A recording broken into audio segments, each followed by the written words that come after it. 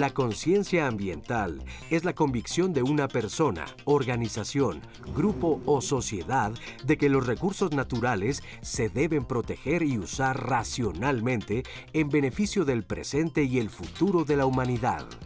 Esta convicción se sostiene en varios valores ecológicos que determinan una conducta o un comportamiento ambiental positivo para proteger los recursos naturales y los ecosistemas. El cuidado del medio ambiente comienza en la familia, ya que en su interior se procuran los primeros hábitos que significan preservar el entorno en el que vivimos. Es una tarea de todos sus miembros, ya sea en el hogar o los lugares que visitamos, especialmente en vacaciones. Enseñar educación ambiental a los niños y jóvenes o compartirlo con otros integrantes de la familia es un proceso permanente por el que los individuos toman conciencia de su medio y aprenden conocimientos y valores que les capacita para actuar en la resolución de los problemas ambientales presentes y futuros. En Diálogos en Confianza, reflexionaremos sobre la necesidad de promover la conciencia ambiental en todos los espacios que estamos, en especial en vacaciones, cuando visitamos playas, bosques, montañas, reservas ecológicas o nos quedamos en las ciudades para disfrutar de sus jardines y actividades recreativas. ¿Cómo están? Buenos días. Y sí, creo que la pregunta es esa, ¿cómo les está yendo de vacaciones? Es el segundo día de la Semana Santa, la Semana Mayor. Entonces, pues seguramente si no han hecho planes, ya los tienen y van a visitar alguna playa, algún pueblo mágico, algún destino donde se encuentre su familia, fuera de la ciudad donde radican. Entonces, pues hay que ser conscientes de que al lugar al que fueres, si hay buenos hábitos y cuidado del ambiente, haz lo que vieres, porque luego somos muy dados a llegar, no sé, a un sitio donde encendemos una fogata, no la apagamos, estamos causando daño, llevamos a nuestro perrito a las vacaciones y no recogemos sus heces fecales, estamos en la playa y nos gusta tirarnos ahí tomando agua embotellada y dejamos ahí pues los residuos, en fin, la basura. Hagamos conciencia y hay que hacerlo en familia. Y hoy precisamente es nuestro tema en Diálogos en Confianza. Lo platicaremos con ustedes si nos están viendo desde cualquier destino de la República Mexicana y están de descanso. Muchas felicidades. Gracias por su sintonía. Gracias también a Jimena Rayo y Magdalena Alejo, nuestras intérpretes en lengua de señas mexicana, y Roseli, que va a estar muy pendiente de su comunicación en redes y también telefónica. Bienvenida, Roseli. Buenos días. Buenos días, Lupita. Y sí, hagamos una conversación, váyanos dejando todas sus opiniones, sus preguntas para que ya sea en redes sociales se vaya generando esa plática. Recuerden que estamos en Facebook, en Twitter, en Instagram y en YouTube. Y pues bueno, nuestro tema de conciencia ambiental creo que es súper importante. Ya lo mencionaste ahorita que salimos de vacaciones, hay que cuidar, claro, donde vivimos, pero también los lugares a los que visitamos para que esa huella que dejamos no sea tan grande. Recordemos que solo tenemos un planeta donde vivir, entonces seguro nuestros especialistas nos hablarán más al respecto. Claro que sí, precisamente, gracias Roseli, se los voy a presentar. Nos acompaña el doctor Pedro Francisco Rodríguez Espinosa. ¿Qué tal, Pedro? Bienvenido, buenos días. Muchísimas gracias por invitarme. Gracias por venir, profesor investigador del Centro Interdisciplinario de Investigaciones y Estudios sobre Medio Ambiente y Desarrollo, CIEMAT, del Instituto Politécnico Nacional. También nos acompaña Arnold Ricalde. ¿Cómo estás, Arnold? Hola, Lupita, ¿qué tal? Gracias, un gusto verte nuevamente. Arnold, ya lo conocen, es ambientalista y consultor en residuos sólidos y ecotecnias, 30 años de experiencia en materia de medio ambiente, y de esos 30 años, Arnold, has compartido muchos con Diálogos en Confianza, sí, y te lo agradecemos. Gracias a usted. Gracias, Arnold. Noel Romero Litpin, ¿cómo estás, Noel? Hola, Lupita, muy bien, gracias. Muy Gracias por estar acompañarnos, aquí. sobre todo porque son vacaciones y bueno, ya mucha gente tiene agenda ocupada. Noel es ecologista, integrante del Consejo de Visiones, encargada del Consejo del Tiempo Natural. Y bueno, vamos a entrar de lleno a este tema, hagamos conciencia sobre el cuidado del medio ambiente, empezando por el concepto. Cuando definimos el medio ambiente, ¿a qué nos estamos refiriendo, Noel? Bueno, el medio ambiente es donde vivimos, es todo nuestro entorno, desde nuestro espacio más directo, que es nuestra casa, a todo lo que nos rodea. El medio ambiente es nuestra casa. Es nuestra casa. ¿Qué agregarías, Arnold? Pues bueno, el medio ambiente, pues sí es la tierra, ¿no? Generalmente vemos a la tierra como un organismo vivo, pero independientemente de nosotros. Yo agregaría que somos parte del entorno que no nos debemos ver, ¿no?, como un sujeto fuera de ese entorno, sino que somos parte y que hay una red, un tejido de la vida. Si nosotros alteramos ese tejido, nos estamos afectando a nosotros mismos, ¿no? Y lo podemos ver claramente en las playas. Ahorita que hay muchos ciudadanos, ¿no?, en las playas, pues se pueden dar cuenta, ¿no?, de este efecto cuando nosotros, como tú señalábamos, ¿no?, dejamos un residuo, una colilla de cigarros y la dejamos en la playa, pues esta llega al mar, pero luego vuelve a regresar, ¿no?, a las playas. Y bueno, ahí es una forma, ¿no?, de dañar nuestro entorno, de dañarnos a nosotros mismos, de dañar este tejido de la vida. Entonces el entorno somos todos, somos nosotros mismos también. ¿Qué más es el medio ambiente, Pedro? Sí, miren, yo creo el medio ambiente es la parte física, química y biológica en donde nos desenvolvemos como seres humanos, como sociedad. La concebimos antes de poderla definir. ¿Y eso quién lo hizo? Lo hizo Alexander von Humboldt. Hace 254 años nace él, prepara toda una estrategia de investigación, de búsqueda, de sed de conocimiento, y encuentra las cadenas, las relaciones que hay. No es sino hasta después de muchos años que le ponemos nombre al medio ambiente y a la ecología, como por 1827 y 1875 respectivamente. ¿Y qué es lo que hace Alexander von Humboldt? Él encuentra similaridades en los procesos físicos, biológicos y químicos que se van sucediendo sobre la Tierra. Los estudia, los mide, los compara y genera no solamente el concepto, sino la ciencia misma y las publicaciones. Él genera mucho tiempo de su trabajo escribiendo sus descubrimientos y compartiéndolo con sus colegas. Darwin llega con él, se capacita con él y muchos de los botánicos más importantes están con él. Él es el profesor. Ahí nace el medio ambiente. Ahí se genera un concepto ya de, como sociedad, de entendernos no separados, como bien dice Arnold, no desvincularnos, sino integrados a la sociedad. Cómo ahí él se da cuenta cómo la propia sociedad de la explotación empieza a generar cambios en ese medio ambiente que lo conoce y lo compara de manera natural y ya ha impactado. Y además, pues por lo que ustedes nos han comentado en la definición de este concepto, y si somos, digamos, uno mismo junto con el medio ambiente, pues evidentemente que tenemos que cuidarlo, tenemos que protegerlo, porque el daño que le hagamos al medio ambiente tiene efectos directos sobre nosotros. Si habláramos del bienestar que nos proporciona el medio ambiente, ¿qué es eso que rescatarían?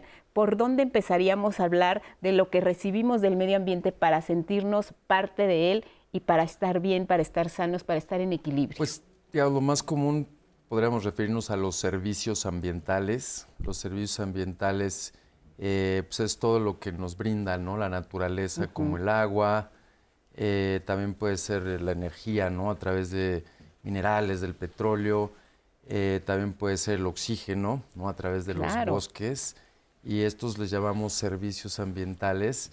Desafortunadamente hay muchos que están en riesgo y ponen en riesgo, pues, la misma supervivencia, ¿no?, de varios asentamientos humanos, de ciudades, de pueblos.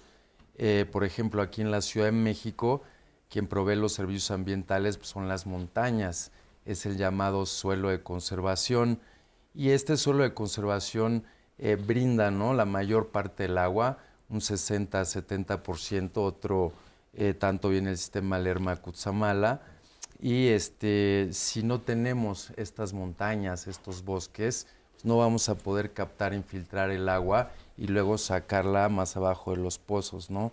Entonces son servicios que nos brinda la naturaleza, pero que estamos perdiendo rápidamente.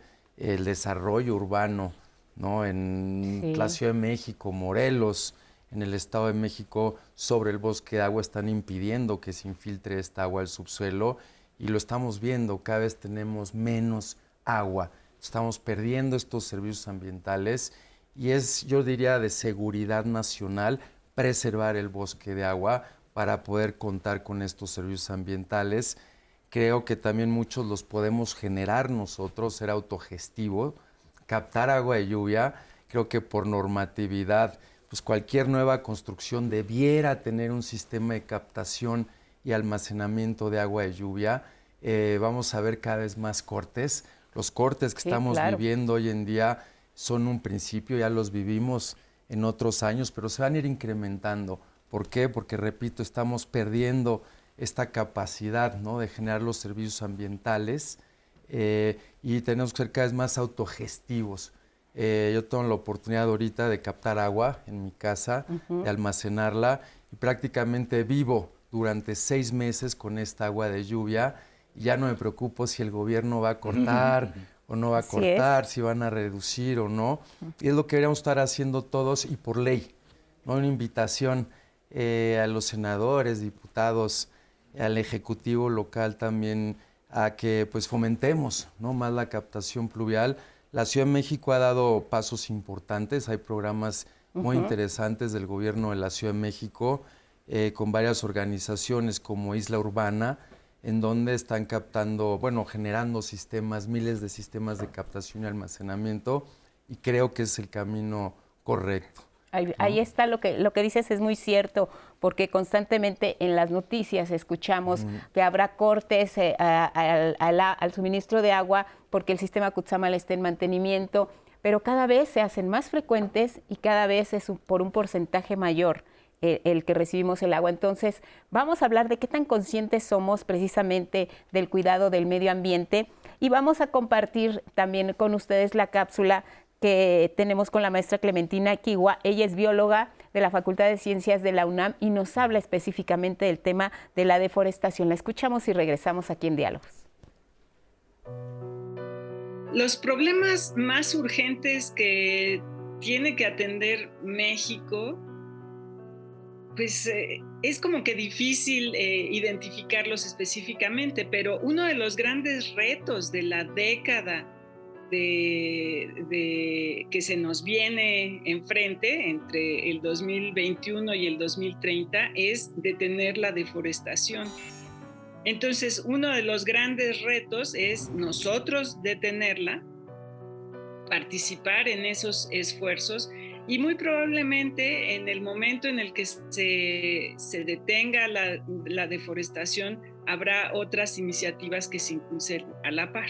Separación de residuos, ¿no? La basura orgánica de la inorgánica y todo eso, ¿no? Entonces, pues un poco es impulsar estas iniciativas y fomentar estas iniciativas que no den paso a la deforestación, que es para mí un paso inicial.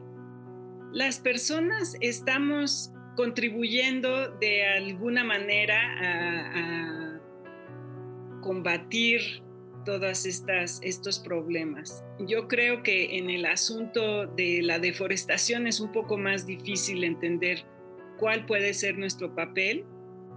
Yo creo que tenemos idealmente que participar en iniciativas de reforestación y no promover el consumo de productos que de alguna manera fomenten la deforestación, que seguramente se extrae ilegalmente de bosques aledaños a la Ciudad de México. Esas cosas no hay que hacerlas.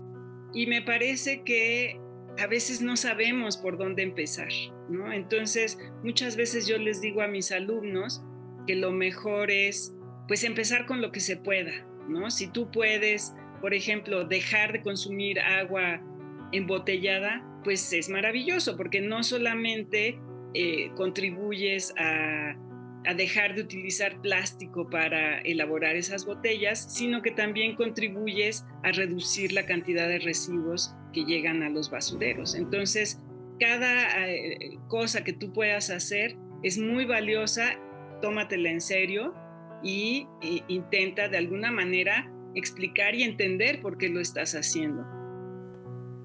Cada cosa que tú hagas es muy valiosa. Lo que hagamos como individuos va a repercutir en el medio ambiente, pero ¿quién nos enseña, quién nos orienta, quién nos sirve de ejemplo para que hagamos estas cosas?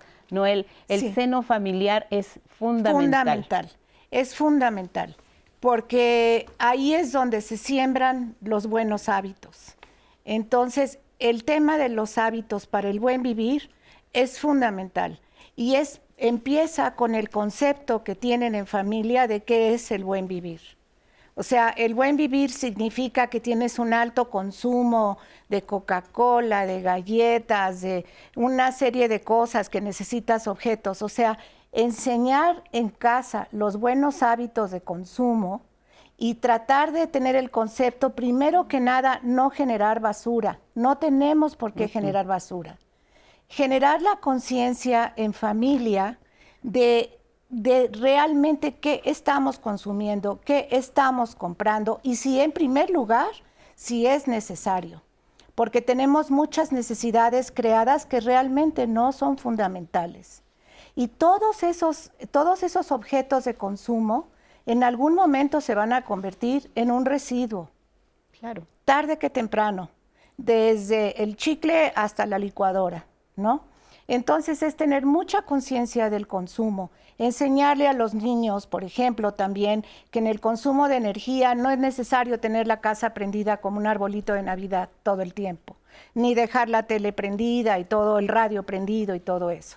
Enseñar al buen consumo del agua, el consumo consciente del agua. O sea, te vas a bañar, te vas a enjabonar, apaga el agua. Te vas a lavar los dientes, apaga el agua. O sea, entender que todos estos recursos para la vida son un tesoro y no darlos por hecho. O sea, si a los niños les podemos enseñar que la tierra es un ser vivo, no es una gran piedra de la que podemos estar explotando cosas y ensuciándola y devastándola. La tierra es un ser vivo y nosotros somos esa tierra. Entonces, decían que nadie sabe lo que tiene hasta que lo ve perdido, ¿no? Exacto. Y ahorita algunos estamos abriéndole a la llave y no sale agua por los cortes.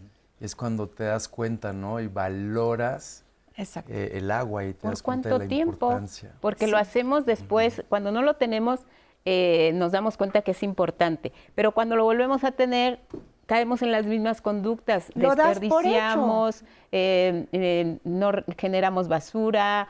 En fin, nuestros hábitos tienen que cambiar. ¿Realmente crees, por ejemplo, Pedro, que sí nos está cayendo el 20, sí estamos siendo conscientes del daño que le estamos causando al medio ambiente y de que podemos hacer algo para evitar toda la problemática que ya es una realidad?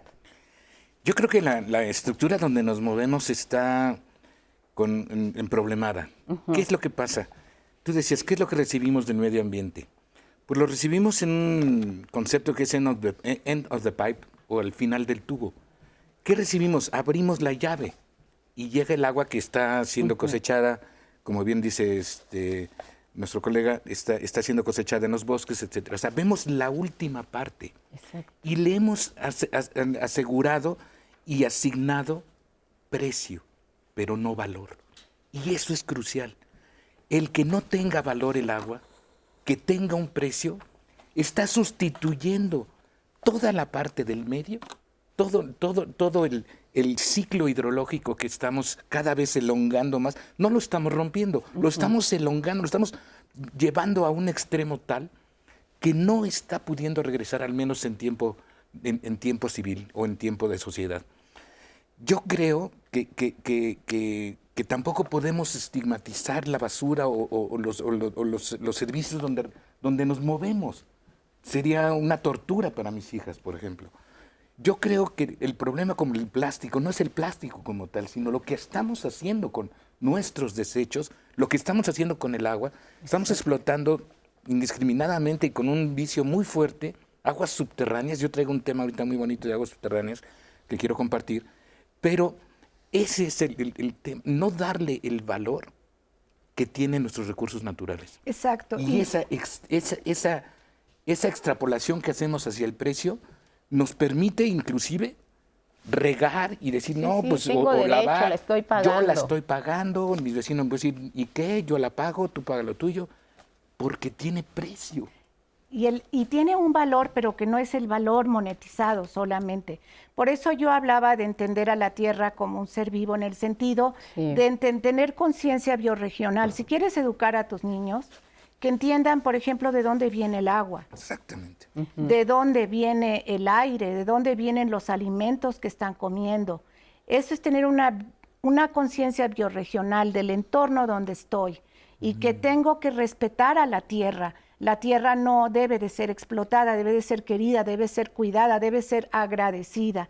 Y enseñar esa sensibilidad a los niños es fundamental, en mi opinión. No todo es dinero. Claro, es el valor. Lo que dicen la maestra y el doctor, ¿a dónde viene, a dónde va? ¿Cómo podemos imitar a los ciclos de la naturaleza? Si nosotros respetamos el ciclo del agua, pues podríamos tener agua, ¿no? De forma permanente. Yo en mi casa pues lo hago, ¿no? Capto agua de lluvia, la uso, la trato, ¿no? A través de un biodigestor, un biofiltro, y posteriormente esa agua se devuelve a la naturaleza. Entonces, no es que no existe el agua, es que le estamos desplazando, le estamos contaminando, pero si fuéramos lo suficientemente inteligentes, respetaríamos no solo el ciclo del agua, sino los ciclos de la naturaleza. Hay muchos ciclos que debemos de aprender de ellos, ¿no? La naturaleza es sabia y esto hace que se mantenga la vida, ¿no? Estos ciclos, estos espirales, pero nosotros tenemos una forma de planeación y de acción muy lineal. Exacto. Entonces tenemos que cambiar nuestra mente y nuestros hábitos a sistemas más circulares. Muy bien, Rosel. Sí, claro, ya tenemos algunos comentarios. Por ejemplo, nos decía Mayela Gutiérrez, ¿qué puedo hacer si yo trato de que esté limpia la calle, pero mis vecinos no ayudan? Por el contrario, sacan su basura y la dejan afuera. ¿Cómo crear conciencia de que nos afecta a todos?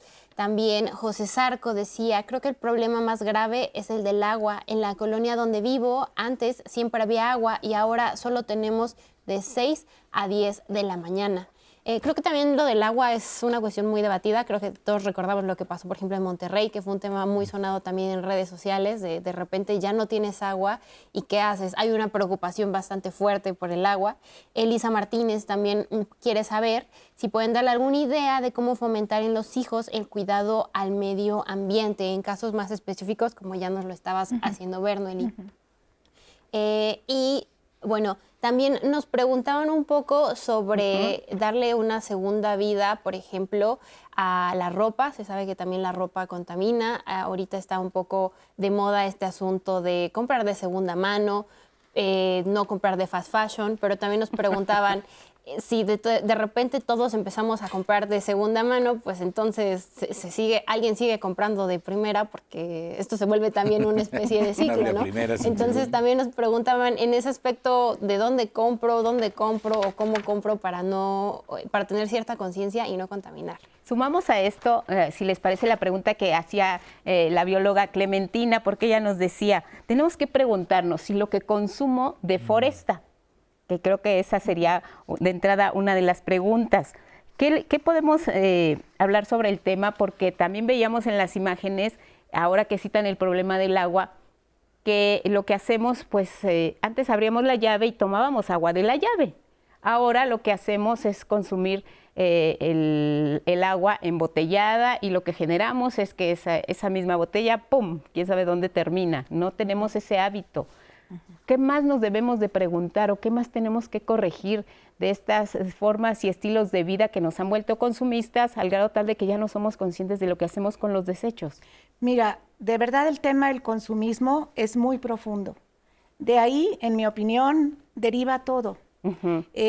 Hace unos años tuvimos el Foro Internacional para los Derechos de la Madre Tierra y uno de los ponentes era un monje tibetano de Bután, donde él explicaba cuánta felicidad había en esa comunidad. Y nos preguntaba a nosotros, ¿realmente necesitan todo lo que compran? Porque la felicidad de ellos radicaba en que no estaban esclavizados en el consumismo. O sea, se nos bombardea día y noche, compra, compra, compra, compra. Se nos hace entender que para eso trabajamos, para ganar dinero y para tener el confort del consumo. Pero es el consumo que está devastando a la tierra. Y esto es importante que los niños lo entiendan. Primero, si quieren algo, hay que reflexionar si lo necesitan. Luego, si ese algo, ¿cómo está fabricado? Que entiendan que todas las cosas tienen una historia. Su origen es la explotación de algún recurso. y después su vida, su longevidad y a dónde va a ir destinado. Es lo que decía Arnold, de que todo es muy lineal. O sea, tú compras, o sea, se explotan los recursos, se manufacturan, se venden, se compran y se tiran. Ese es el ciclo lineal. Y hay que entender que si la Tierra funciona en ciclos circulares, ¿verdad? Entonces, aquello que compras puede tener después otro uso. ¿Qué destino le puedes dar? ¿Y de dónde proviene? Entonces, es importante que los niños entiendan el ciclo y la vida de las cosas que consumen y realmente no consumir tanto. Pero eso también dependería de quienes elaboran ese tipo de productos, o sea, que tanto ellos también, ahora vemos mucho la leyenda, esto es reciclable, esto ya lo puedes volver a utilizar. Sí está cambiando también este concepto entre quienes elaboran los productos que consumimos. Está cambiando, pero no del todo. Mira, nadie sabemos que todo lo que se manufactura tiene un diseño obsoleto, o sea, que al tanto tiempo ese objeto o ya no va a estar de moda, o ya no va a funcionar, o una piececita con la que está hecho, cuando ya no sirve, esa piececita es diferente en el nuevo. Claro. Es desafortunado, pero todo está diseñado a que compres, a que dure tanto, para que vuelvas a comprar. Muy bien. Esa es la realidad de las cosas. Pues esa es la realidad que estamos revisando hoy en Diálogos. Pausa y volvemos.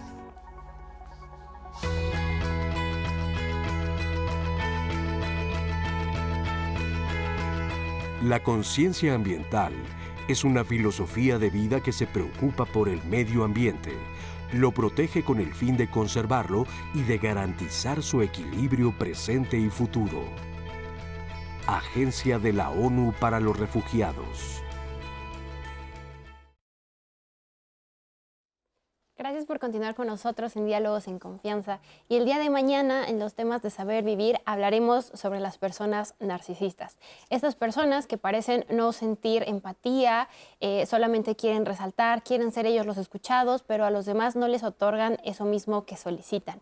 Y es que convivir con este tipo de personas puede traer diversos conflictos, diversas consecuencias. Quédense, acompáñenos mañana a hablar sobre Soy Narcisista. Y bueno, volviendo a nuestro tema de hoy, hagamos conciencia ambiental. Ya tenemos varios comentarios de parte de ustedes. Los invito a que sigan participando en nuestras redes sociales para seguir formando esta conversación. Olivia Estrada nos contaba sobre una de las formas más comunes de generar basura, que es el abuso en el uso de desechables. Y es que todos hemos ido a una fiesta y ¿qué es lo primero que pasa? Ya sea plástico desechable de unicel, el plato, el cubierto, los vasos. Entonces ella dice, a partir de la pandemia eso aumentó mucho, pues muchas personas pedían comida por delivery, hablando a ciertas aplicaciones para que les llevaran. También nos pregunta, ¿hay alguna manera de reciclar el desechable o es cierto que el desechable se va a quedar por 400 años, como dice ella, en algunos lados ha leído? También nos preguntan si... María Elena, estamos en la época de lo desechable, ya nada se arregla, ni la ropa ni los zapatos, lo que se rompe se tira y eso genera mucha basura.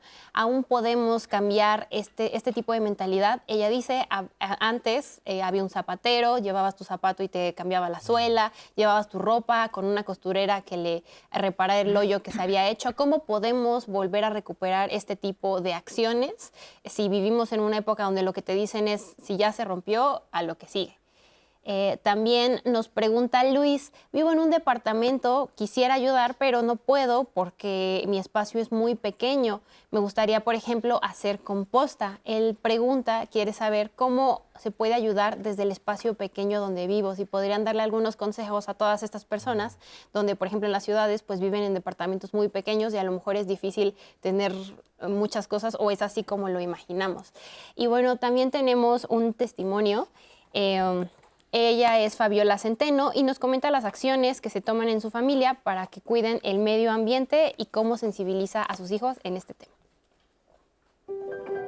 Para el medio ambiente, que pues es un tema que sí nos preocupa aquí en familia, pues hacemos cosas como dividir la basura, que es algo que es importante, que ya se viene haciendo de tiempo. También pues el hecho de tratar de no tirar el agua, o sea, por ejemplo, en la regadera, pues tenemos una cubetita que mientras va saliendo el agua caliente, pues bueno, detener la otra y no que esta no se desperdicie. El agua que se guarda para que no se tire, pues obviamente la uso en las plantas. Yo tengo varias plantitas en mi casa. También la puedo usar para lo que es la limpieza en general, desde trapear, sacudir, porque pues es agua limpia. Tenemos una mascota, todas las mañanas la sacamos a pasear, a que haga sus necesidades.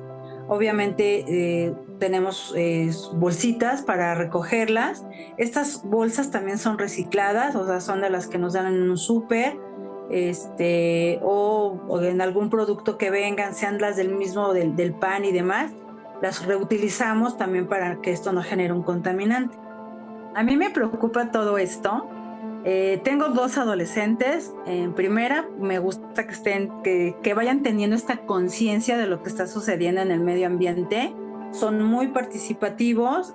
Por ejemplo, Patricio, que es el más chico, es quien él cuida a su mascota, recoge sus heces. Emiliano, pues al igual cuando hacemos el aseo en casa, pues dividimos todo lo que viene siendo la basura y demás. Yo les decía la conciencia del consumo de ropa, pues también ellos tienen ese sentir de que pues a la larga se convierte en un contaminante. Yo soy una ama de casa que estoy preocupada por el medio ambiente y pues tratamos de generar cosas buenas y positivas, y esto es para que el planeta pues dure más. Pues esa sí es una familia que está trabajando a favor del medio ambiente de su entorno. Nos preguntaban hace un rato, Roseli, en redes, esta política del buen vecino, ¿no? ¿Qué pasa cuando, pues, si son los vecinos de esta familia, pues todos felices y contentos, pero si tienes un vecino que dicen deja la basura, que no, la calle siempre está no sucia, colabora, no tiene conciencia ambiental, pues para acabar. Yo he participado, venía en el currículum, que es muy importante, en el proyecto Ecobarrios. Ecobarrios trata de estas comunidades, de estos vecinos que se ponen en un acuerdo de que hay que cuidar el medio ambiente. Entonces, son todos los que están cuidando la cuadra para que no tiren la basura. Tal vez entre todos decidieron poner un centro de acopio en algún punto de esa cuadra para que todo el mundo lleve sus residuos separados. Sí. Son ellos los que se pueden poner de acuerdo en rescatar a lo mejor un terreno abandonado con las autoridades para volverlo un huerto comunitario. Porque el aprender a sembrar tu comida y comer la comida que siembras es altamente iluminador y transformador. Esto para los niños es importantísimo. Entonces, en un ecobarrio, más de una persona quieren cuidar su entorno y más de una persona van a trabajar por esto.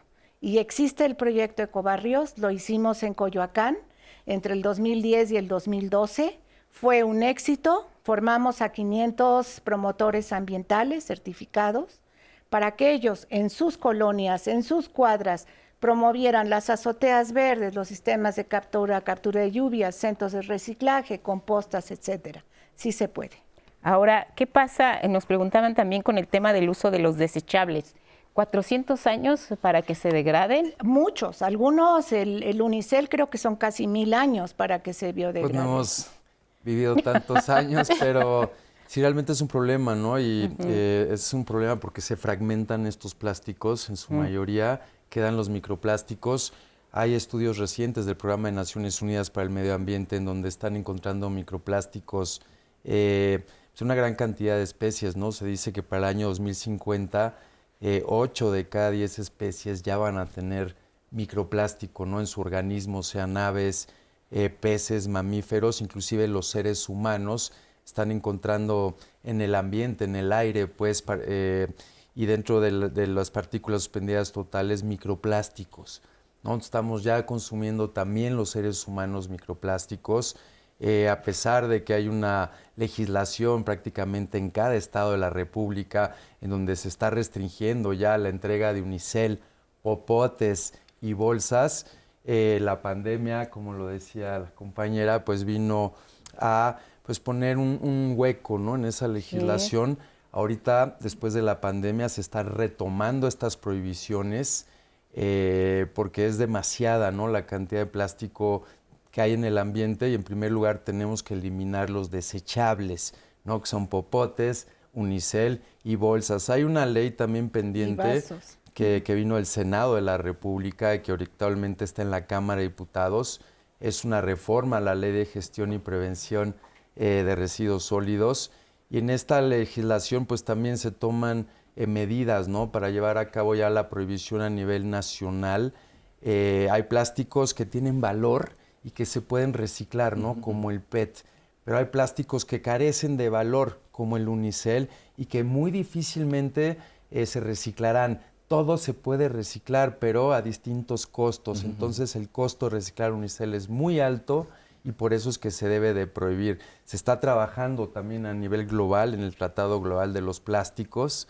México está empezando a tener bastante acción en esta materia a través de la Secretaría de Relaciones Exteriores, de la Semarnat.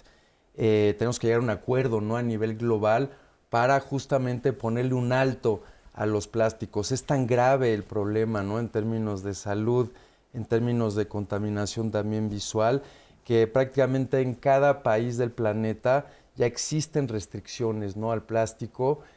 Digo, por un lado, prohibir los que no tienen valor, reciclar los que sí tienen valor y hacer un tránsito, ¿no?, en todos los empaques para cambiar los materiales y que no provengan del petróleo. Hay muchos plásticos. Plástico es la condición, ¿no?, de moldeabilidad. Entonces puede haber plásticos de distintos materiales, ¿no?, de plantas, de maíz.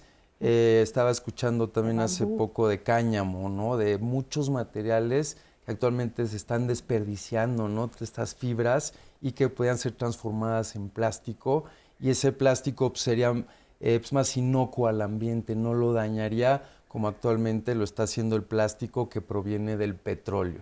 Ahora, tenemos ya un panorama más general de lo que está ocurriendo con nuestro medio ambiente. Si hablamos a nivel país, Pedro, por ejemplo, de continuar esta situación, ¿qué nos espera? ¿Cómo estamos ahora? ¿Estamos a tiempo todavía de hacer algo para que pues nosotros que ya tenemos unos años habitando este planeta, heredemos un mejor planeta a quienes están detrás? Sí, bueno, me gustaría puntualizar primeramente en esto de la conciencia ambiental el gran ausente, que es la falta de información científica, información verdadera, reproducible, que haga realmente efecto en la conciencia. Miren, yo doy algunas conferencias, y una de ellas que me gusta mucho, que me han pedido y que ya he repetido varias veces, es una que tiene que ver con la historia del agua. Piani, en 2020 en Science, publica una revolución, un descubrimiento científico que revolucionó lo que ya teníamos en concepción, el origen del agua en el sistema solar. Ella descubrió que está en los planetas interiores y que forma parte de la estructura misma del origen del planeta. Esto nos remonta como a 1.000 millones de años antes de lo que ya habíamos concebido. Eso, si lo juntamos con la teoría volcánica que ya sabíamos, que está embebida en el manto, nuestra agua, que fue puesta a través de 3.5 por 10 a la 9 años, hace 3.900 millones de años sobre la superficie, tendríamos un presupuesto de 1.4 por 10 a la 9 millones de kilómetros cúbicos de agua para todo el planeta, para todo el tiempo. Es un presupuesto inmenso, grandísimo, que no nos lo vamos a acabar. Lo vamos a contaminar más rápido de lo que nos vamos acabando. Esa conciencia, que no tiene que venir de las leyes o que no tiene que venir de una enseñanza, sino tiene que venir de un conocimiento interno, en familia, en colaboración, en los grandes responsables del manejo del agua, donde nosotros podemos medir la huella ecológica, la huella de agua que tiene cada uno de nuestros productos. Sabemos que deforestan muchas cosas, pero el uso indebido o el uso no cíclico o no procurado es lo que está rompiendo el canal sin culpa, ¿ves? O sea, si tú no tienes el panorama completo del ciclo biogeoquímico, de los ciclos hidrológicos, de lo que representa, por ejemplo, un acuífero, que no es una cisterna de un tinaco enterrado, sino que está embebido en sistemas sedimentarios que se colapsan y son irreversibles, y que el tiempo de recarga puede ser de miles de años, Nosotros hemos publicado en el 2020 en Journal Hydrology un estudio del acuífero del Valle de Puebla interesantísimo. Nos pusieron en Forbes, aquí estuvimos también en unos programas, donde determinamos que el ciclo de esa ruta es de miles de años. Es de miles de años. Edmund, para el 92 más o menos, hizo también un estudio aquí en el Valle de México y determinó 6,000 años también, como nosotros. Entonces yo creo que lo que nos falta en ese término completo de entender, y no estoy hablando de educación ambiental, estoy hablando de realmente conocimiento científico, que puede ser, no necesariamente tienen que leer los papers, o sea, Claro. tenemos que nosotros, el papel de los medios es muy importante, la traducción, la difusión científica de la ciencia es muy importante. Vean lo que pasó, por ejemplo, con lo de la pandemia. La pandemia es algo clarísimo de cuál es el papel que debe de jugar la ciencia en el planeta. ¿Por qué todos querían publicar en Lancet? ¿Por qué no salía la vacuna en Lancet? Porque no estaba referiada. Porque no había pares midiendo o evaluando ese impacto que iba a tener la vacuna. Por eso había unas que sí podían estarse distribuidas y otras no. Entonces yo creo que el gran ausente y la responsabilidad que tenemos como científicos, como padres o como todos, es no solamente decir, bueno, hay que cuidar el agua. No, hay que cuidarla porque, mira, viene el Cuetzamala, se está irrigando, estamos acabando con la cobertura vegetal.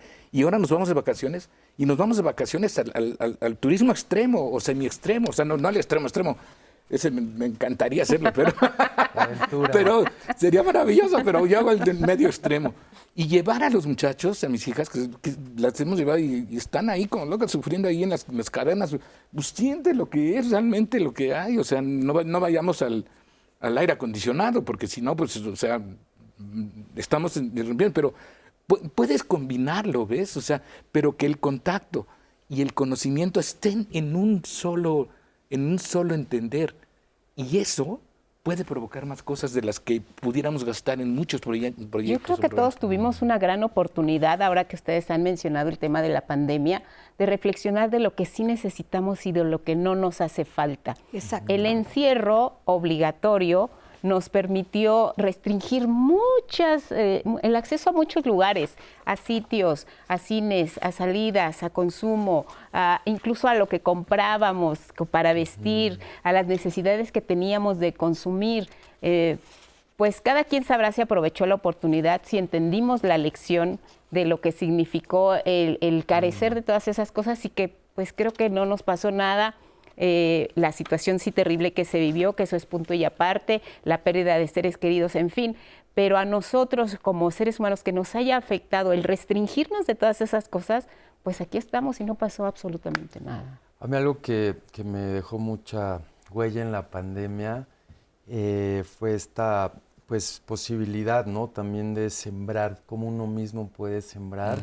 Hubo muchas comunidades que realmente pasaron hambre, porque se les cortaron todos sus suministros de alimentación, ¿no? Fuentes de ingreso. Entonces mucha gente volvió a voltear, ¿no? A sembrar, a tener un huerto en casa, un huerto en la azotea. Y eso también genera un contacto, ¿no? Una conexión con tu entorno, con la tierra. Puedes percibir y puedes ver, ¿no? Que puedes sobrevivir tú mismo teniendo una relación con la naturaleza. Y me dio mucho gusto, ¿no? Que durante la pandemia se crearon muchísimos huertos urbanos, huertos comunitarios, y creo que esto fue algo positivo, ¿no? Nos recordamos que somos parte de la naturaleza, que la naturaleza es la que nos da, ¿no? La alimentación, la vida, el agua, y también se crearon muchos bancos de semillas. Se vio el valor, ¿no? De la semilla. Por eso tan importante evitar, ¿no? Las semillas transgénicas, el maíz transgénico, porque si ya tenemos, ¿no? Nuestras semillas, pues que nos pueden volver a dar otras semillas y proseguir el ciclo, pues conservemos, ¿no? Valoremos lo importante de la vida. Me gustaría hablar de las semillas. Yo hasta pedí que me trajeran unos frijolitos de la cocina. Es que inmediatamente cuando en la pandemia ya vimos lo que iba a pasar, yo extendí mi proyecto de huerto. En la casa de ustedes yo tengo una azotea verde y me fui al tendedero.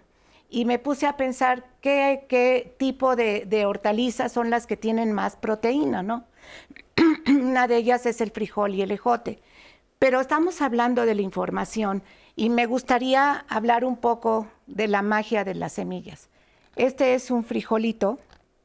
Este frijolito va a dar una planta.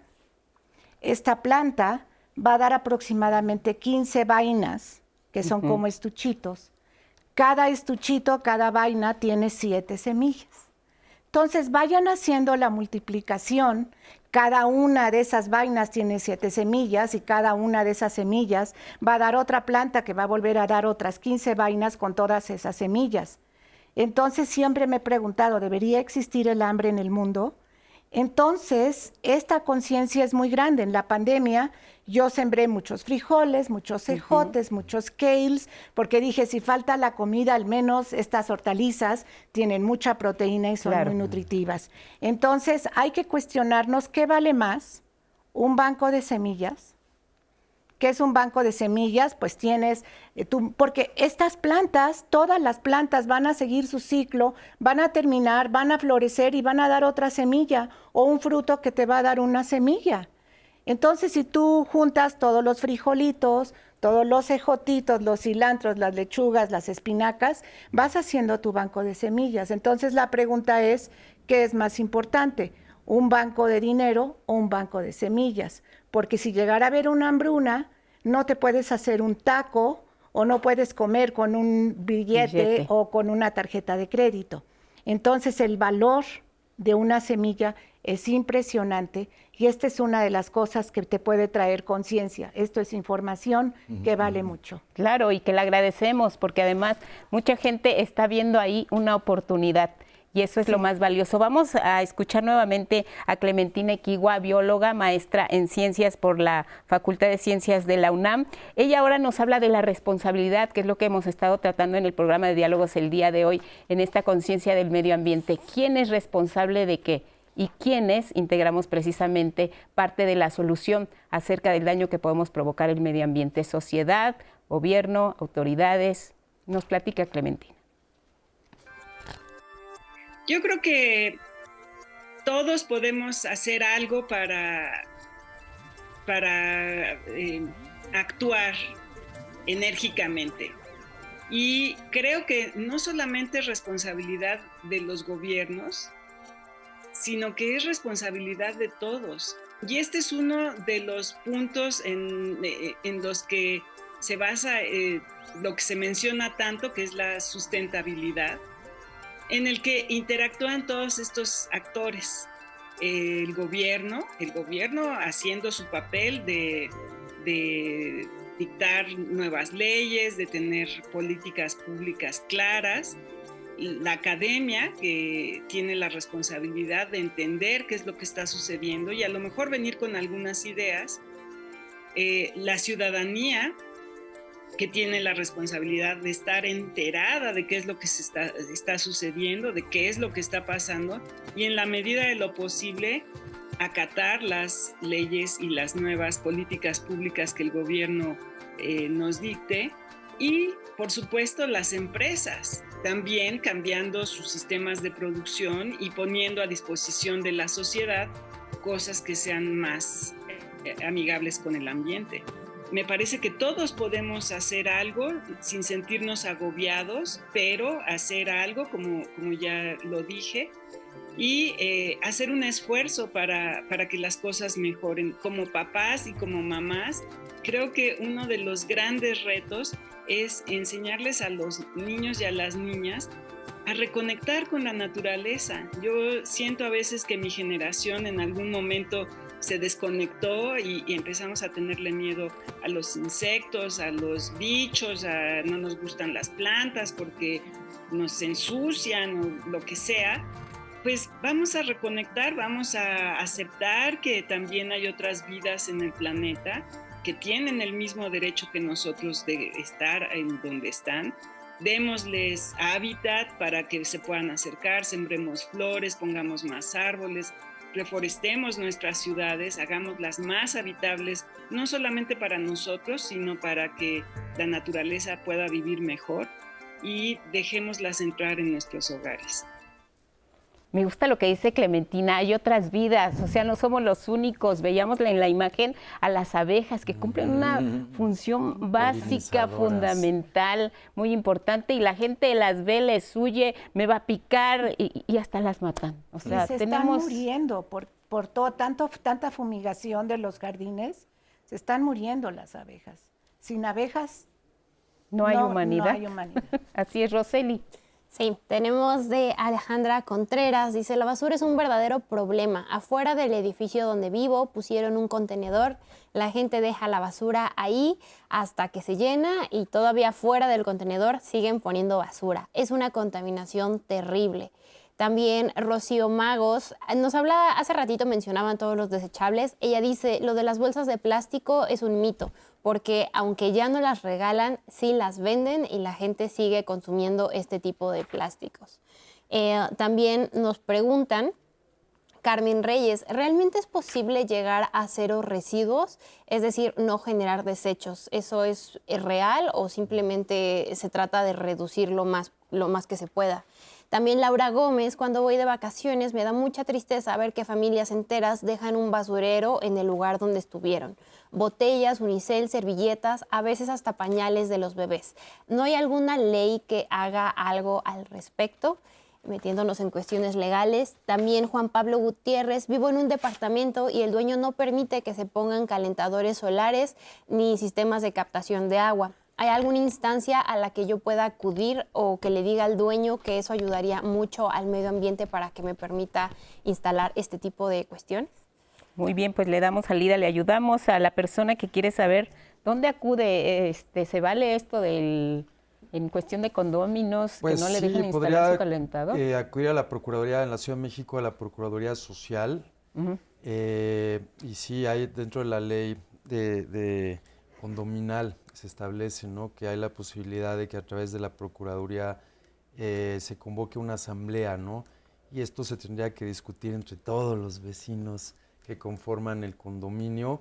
También hay algunos incentivos en el Instituto de Vivienda y también podría acudir a la Procuraduría Ambiental y de Ordenamiento Territorial. Serían esas tres instancias. Pero creo que esa decisión la tendría que tomar pues todos los condóminos, ¿no? Y en beneficio de todos. Y eso se podría hacer a través de la Procuraduría Social.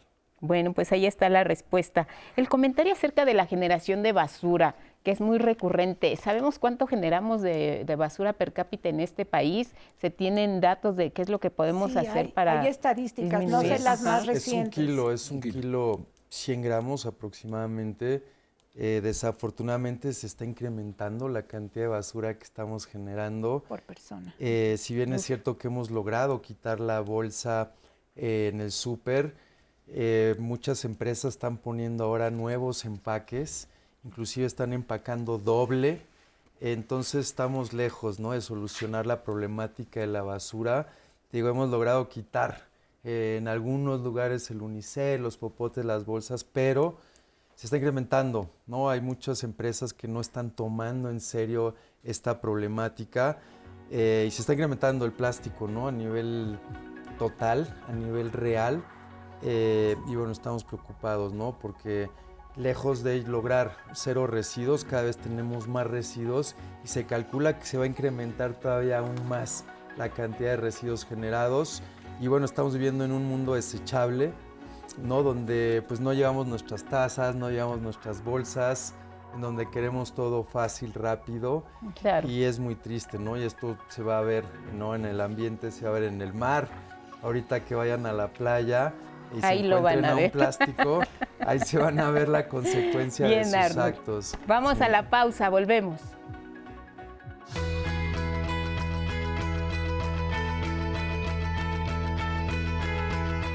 La Madre Tierra está herida.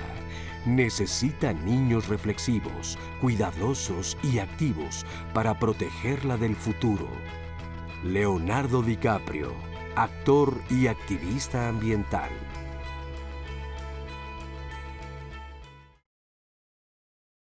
Ya estamos de regreso en Diálogos en Confianza con nuestro tema Hagamos Conciencia Ambiental. Muchas gracias por su participación. Inicio con algunas de ellas. Leonor Rodríguez pregunta, ¿cómo puedo deshacerme de ropa que ya no uso para no contaminar?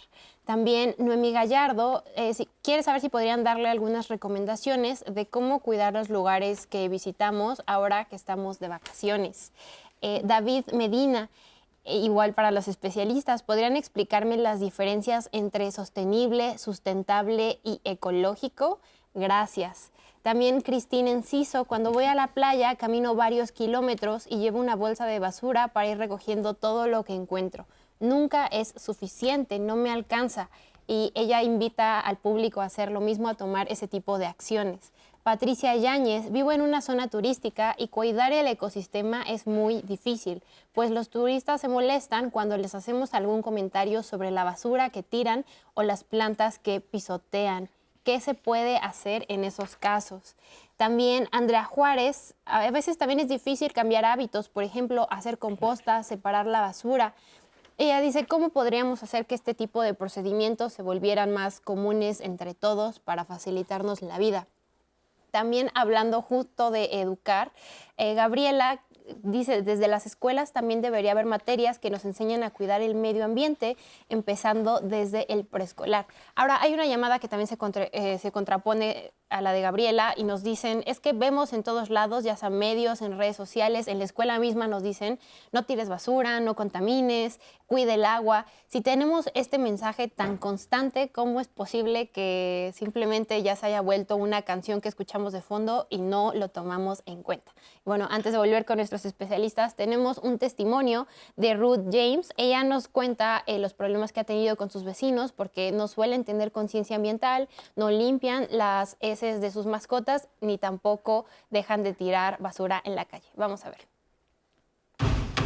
Actualmente estoy siendo administradora de la unidad San Isidro 694. Hay vecinos que aún no toman conciencia ambiental en el sentido de que a veces dejan afuera su basura de sus departamentos y bueno, están esperando a que el camión pase. A veces 2 días dejan ahí la basura afuera de su puerta. Entonces, bueno, eso causa molestia en sí a los vecinos y me llegan a hacer reportes diciéndome, oye, es que mi vecina, fíjate que me dejó la bolsa de basura ahí en su puerta, lleva 2 días y pues esto puede generar también generación de plagas dentro del edificio y bueno, también no faltan las personas que luego llegan con sus perritos, hacen sus necesidades, sus mascotas y dejan ahí pues las heces fecales, ¿verdad? Esas heces fecales que pues la verdad también es un factor, un punto de contaminación dentro de la unidad habitacional y bueno, pues es realmente tomar conciencia, ¿no? De no dejar esas heces fecales ahí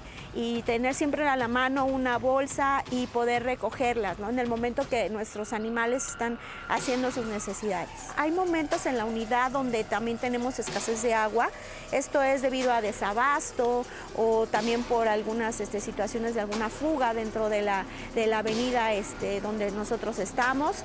Y bueno, pues estas fugas pues, o cuestiones de desabasto provocan en que nos tengamos que estar organizando con compra de pipas de agua, por ejemplo, ¿no? Compra de pipas de agua y recolección también en nuestros departamentos y organizar muy bien el agua. Sí me preocupa, ¿no? Que mis hijos pues tengan un ambiente sano y sobre todo pues que haya esos parques bien conservados, que no estén llenos de hojarasca, de basura, que tengan mares también sin basura, que tengan ríos también sin basura. ¿Cuántas veces no vamos de paseo a un lugar donde antes nos podíamos meter a nadar y ahora ya es imposible meterte a nadar porque ya los ríos están secos, porque están sucios, están contaminados?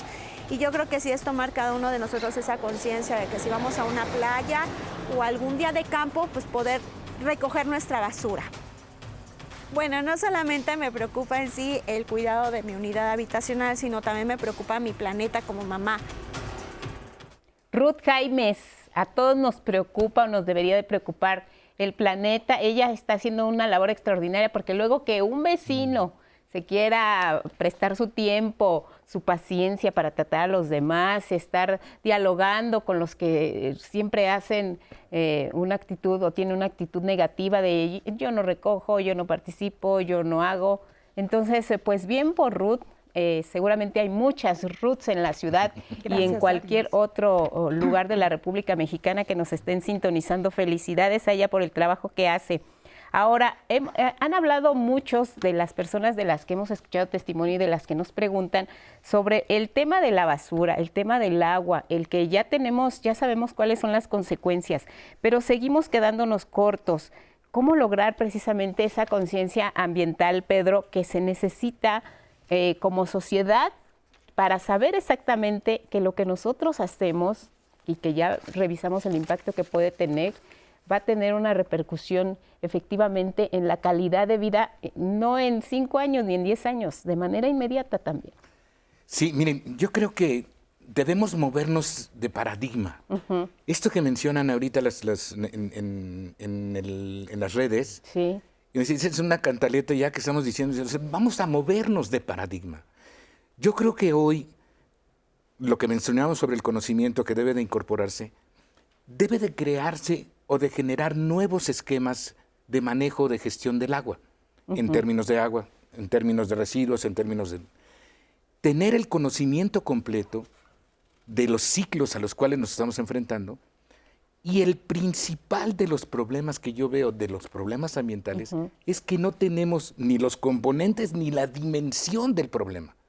Cuando tú en ingeniería tienes un problema, dices, bueno, este es el problema, si no lo resuelvo, bueno, va a pasar esto, si lo resuelvo me va a costar tanto y lo voy a hacer. En estos términos está repartida la gestión. Todos somos gestores, unos grandes, unos chicos. Pero ¿cómo abordar el problema en una dimensión sin el conocimiento cabal de toda la composición? Claro. Haríamos como que hacemos y no resolvemos. Un camino, fíjense bien, tuve que dar una conferencia, me pidieron una conferencia muy, muy bonita que yo me negaba a entrar, pero creo que está precioso el tema y hay que abordarlo, es la gobernanza del agua. No, yo no sabía muy bien qué es esto de la gobernanza del agua y yo no sé si nos va a alcanzar. Y me puse a estudiar esto de la gobernanza del agua y encontré un paper muy interesante donde refiere justamente 200 trabajos, está publicado en Water Research X, 200 trabajos científicos que hablan sobre la gobernanza del agua. La gobernanza del agua tiene 7 componentes. Ahorita si quieren los decimos y si no, bueno, pues los estudiamos. Pero tiene tanto del medio social como de la parte científica técnica y de la incorporación de la parte económica y eficiencia en términos globales. Bueno, el análisis de estas personas que publicaron en Water Research X mencionan que ninguno de los 200 trabajos tiene los 7 componentes de la gobernanza del agua.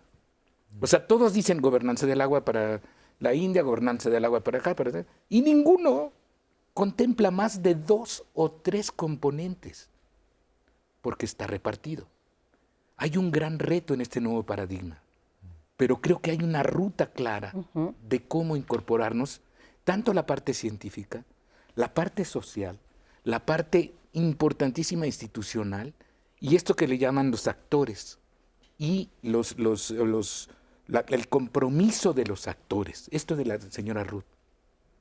No necesitamos solamente actores, necesitamos el compromiso de esos actores y que esos actores sean muchos y que tengan muchas responsabilidades. Yo creo que la ruta, Lupita, sin saber mucho de tener la bola de cristal, pero creo que la gobernanza del agua está dando una lección muy buena que deberemos de ir incorporando a esta nueva forma de hacer leyes. Crear una legislación ambiental, unas políticas públicas ambientales. Hoy la política es de gente, no para la gente, es de gente. Estamos atendiendo gente, mucha gente. Lo que necesitamos es atender al medio para que realmente la gente se desarrolle. Claro. Y eso no está. Eso no lo tenemos. ¿Cuáles son esos componentes? Ay, ¿los quieren oír? Sí. Me quedé con la duda. Esos 7 componentes. Porque que nos cuente que solo hay 2 o 3 cuando se estudian casos específicos, pues sí es una situación grave, ¿no? Debatiendo reformas a la Ley de Aguas Nacionales y justamente en torno a la gobernanza, en cómo se puede repartir el agua, cómo se puede hacer más justo, ¿no? En la distribución del agua. Hay ahorita muchas concesiones leoninas, injustas, y creo que es un gran reto, un gran pendiente del gobierno. Obviamente es muy grande, no se pueden abrir tantos frentes al mismo tiempo, pero espero que en breve podamos dar esa batalla, ¿no? Por una justa distribución del agua. Y me encantaría escuchar estos 7 Fíjense bien, está dividido, elementos. los 7 elementos están divididos en 6 secciones: social, técnica científica, institucional, económica, legal y administrativa. Esa sería la gran división. ¿Y cuáles son los componentes? Es como si fuera, ahí iba a decir una mesa, mira, una mesa. Una mesa con 7 patas. Normatividad y cumplimiento, o sea, no nada más la normatividad, sino tiene que haber cumplimiento. Programas que desemboquen en políticas públicas, no gubernamentales, públicas, las que realmente incorporan a la gente. ¿Cómo va a haber gobernanza del agua si yo digo que esta agua es de ellos y esta agua no es tuya? Ahí va a haber problemas. Estrategia y planeación. Hay que tener estrategia, no de un sexenio ni de un trienio. La sustentabilidad es lo menos redituable políticamente. Claro. No le va a redituar a ningún político invertir en sustentabilidad. Pero eso es lo que tenemos que hacer. Financiamiento. Si tú quieres medir la contaminación, controlarla y supervisarla, tienes que gastar muchísimo dinero.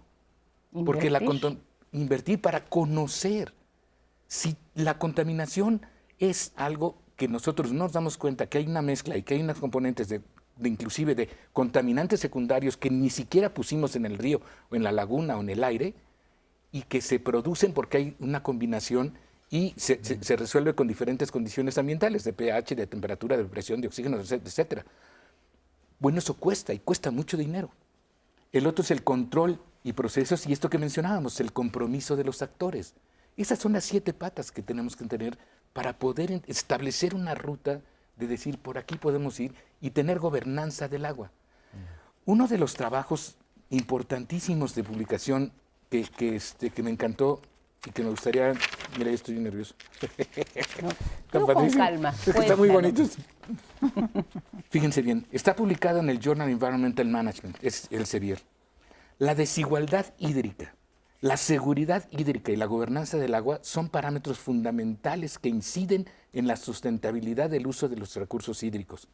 A través de la formulación de políticas y toma de decisiones, la gobernanza del agua determina tanto, fíjense bien lo que decía hace ratito, la seguridad hídrica y diferenciar o disminuir la desigualdad hídrica. Si no cuidamos el agua, no va a haber seguridad hídrica. Y además estás tocando un tema que tiene que ver con el desarrollo de un país. Lo que no se puede medir no se puede resolver. Y esto tiene que ver directamente con lo que queremos lograr como país en el largo plazo. Sí se necesita inversión, sí se necesitan políticas públicas para la gente, no únicamente de manera inmediata o como un compromiso de gobierno, que pues aquí los gobiernos duran 6 años, me voy y se acabó mi compromiso y háganle como quieran. Entonces sí tenemos un gran reto y bueno, el problema del agua es uno, el problema de los residuos es otro. ¿Qué otros problemas se están sumando en cuestión ambiental que no por no ser tan visibles no están presentes? Porque sí hay avances, ¿no? Sí. Por ejemplo, ahorita el haber restringido el glifosato, que es un tóxico, ¿no? Que se utilizaba en la agricultura y que el gobierno está dando una lucha, ¿no? Que no es fácil, yo lo considero un avance. El impedir, ¿no? Que entre el maíz transgénico también creo que es un avance. Pero hay pendientes, ¿no? Como el tema de residuos, que está ahorita en debate en el legislativo, el tema del agua, que sigue también en debate, y pondría otro más, que es el ordenamiento territorial. Claro. Creo que ya tenemos la tecnología satelital con drones, ¿no? Para pues tener esta certidumbre, ¿no? Sobre la tierra. Hay muchas invasiones, especialmente a suelo de conservación, que como veíamos al principio es el que provee los servicios ambientales. Y es muy difícil, ¿no? Es un reto parar este desarrollo urbano, pero es muy necesario, ¿no? ¿Dónde se puede construir y dónde no se puede construir? ¿Cómo permitimos, ¿no? Los flujos del agua, los flujos de los animales? Es un reto titánico, pero lo tenemos que dar y tenemos ahorita las herramientas tecnológicas para poder definir un ordenamiento territorial que respete, ¿no? Las distintas zonificaciones para que no existan tantos desequilibrios, ¿no?, ecológicos. Pero hay zonas que están creciendo de una forma brutal, ¿no? Vemos zonas como Tulum, ¿no?, en Quintana Roo, donde cada 4 años se duplica casi el tamaño, ¿no?, de la población. Vemos zonas como Tepoztlán, ¿no?, en Morelos, Puerto Escondido, que están creciendo de una forma brutal, ¿no? Pero no están creciendo con los servicios, no están considerando los programas de ordenamiento territorial, de desarrollo urbano, ordenamiento ecológico, y esto está poniendo en riesgo, ¿no?, a todas estas poblaciones. Creo que es un gran reto, te digo, no solo el agua y los residuos, sino también el ordenamiento territorial, ¿no? Vemos que si en la zona que veíamos también hace rato, llamada Bosque de Agua, ¿no?, esta zona donde infiltra el agua no solo a la Ciudad de México, sino también a Toluca y también a Cuernavaca, desaparece, pues vamos a estar desapareciendo pues nuestro tinaco de agua, ¿no?, la zona que nos brinda agua a casi 30 millones de personas. Entonces, creo que sí, claro, ahí está. Hay retos importantes y, como dices, muchos gobernantes no lo alcanzan a ver porque solo están 6 años, y por eso la importancia de los institutos de planeación, los consejos ciudadanos y académicos que trasciendan, ¿no?, estos periodos de gobierno y que puedan ver a más largo plazo, ¿no?, con una visión mucho más amplia, que nos permitan pues tomar, ¿no?, decisiones correctas en torno a nuestro territorio, a nuestros recursos naturales. Y sobre todo lo que decías, que también es muy importante en cuestión, Pedro, de que existe la norma, pero ¿qué tanto se cumple? En el caso de una ciudad como esta, donde sabíamos que por la situación sísmica que presentamos ya no estaba permitido construir edificios de determinada altura, pues lo que vemos es que cada vez nos estamos rodeando más está creciendo para arriba la Ciudad de México, y eso significa abastecer de agua, abastecer de espacios urbanos. ¿Dónde están esos parques? ¿Dónde están esos espacios donde la gente puede ir a tener un rato de tranquilidad, de esparcimiento? ¿Qué está pasando también en esa materia, Noel? En la materia de construcción, sí. Perdón la pregunta. Sí. Pues mira, yo no soy realmente muy docta en el tema de las leyes de hoy en día de construcción, de que los edificios están creciendo, ¿no? Ese realmente no sería mi campo. Mi campo va más hacia los hábitos del buen vivir, pero lo que yo puedo pensar es que hay mucha corrupción. O sea, si se ha puesto como una norma para detener el crecimiento de los edificios, las alturas, y está sucediendo, pues ahí hay mordidas, ahí hay corrupción. En el tema del ordenamiento territorial hay mucha corrupción. O sea, se cambian los mapas, se cambian muchas cosas y se está permitiendo que las constructoras estén cada vez más invadiendo con condominios que están impactando muchísimo, ¿no? Entonces, para mí es el tema de lo que está pasando, es teniendo corrupción. una situación así donde pues estás en una circunstancia en la que tienes que ocupar esos espacios, o sea, ahí donde está el buen vivir. Si tienes un edificio tremendo donde lo único que hay es concreto y no tienes el espacio suficiente, las condiciones de vida de las personas también es muy estresante, cómo tratas con los condóminos, Lo lindo en fin. sería es que se promoviera más la arquitectura viva. O sea, que estos edificios, están hablando de sustentables, de sostenibles, fueran de esta manera. O sea, que los edificios, eso sería lindo que fuera una norma, una regulación, que los edificios tuvieran un buen manejo de captura de agua de lluvia, que tuvieran calentadores solares, que tuvieran un buen manejo de residuos. Incluso, por ejemplo, en Noruega hay edificios que todos tienen baños secos y todo eso se procesa para poderse llevar a los bosques y revitalizar el suelo para que crezcan más árboles, ¿no? Entonces sería muy lindo que hubiera una norma que pidiera que las construcciones, tanto los materiales de construcción son importantes. ¿Por qué los materiales de tierra se han desechado tanto? Por ejemplo, el adobe ha perdurado por siglos. Es un material muy resistente, es un material térmico. Tendríamos que usar menos aires acondicionados, menos calefacciones, la orientación de los edificios, la circulación del aire.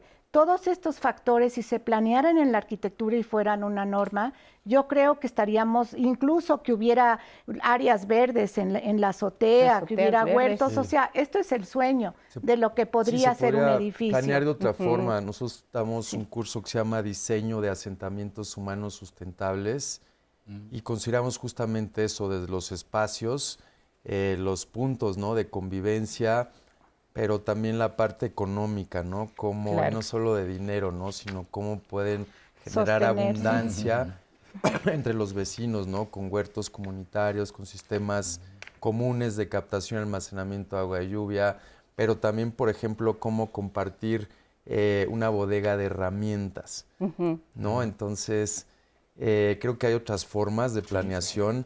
Ahorita estamos en una parte de la historia de la humanidad muy egoísta, ¿no?, donde hay una competencia por la acumulación material, pero creo que podríamos irnos más por las experiencias, acumular las experiencias.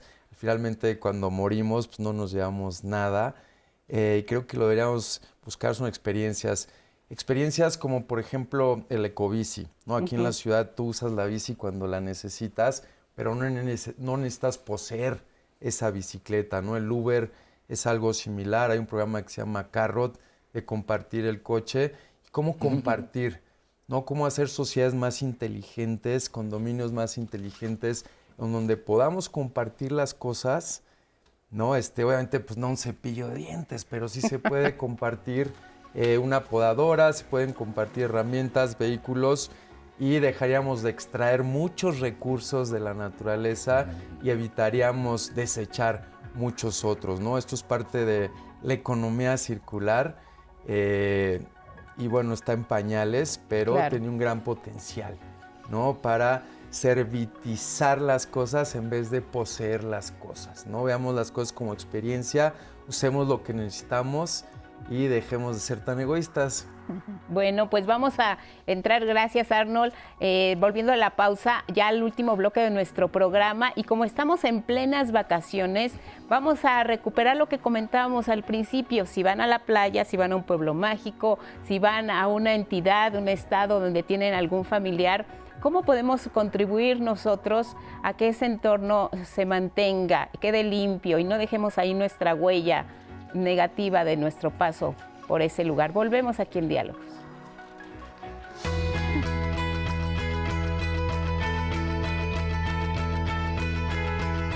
Nuestros padres discuten sobre el final del Juego de Tronos mientras el planeta se quema. Greta Thunberg, activista medioambiental sueca.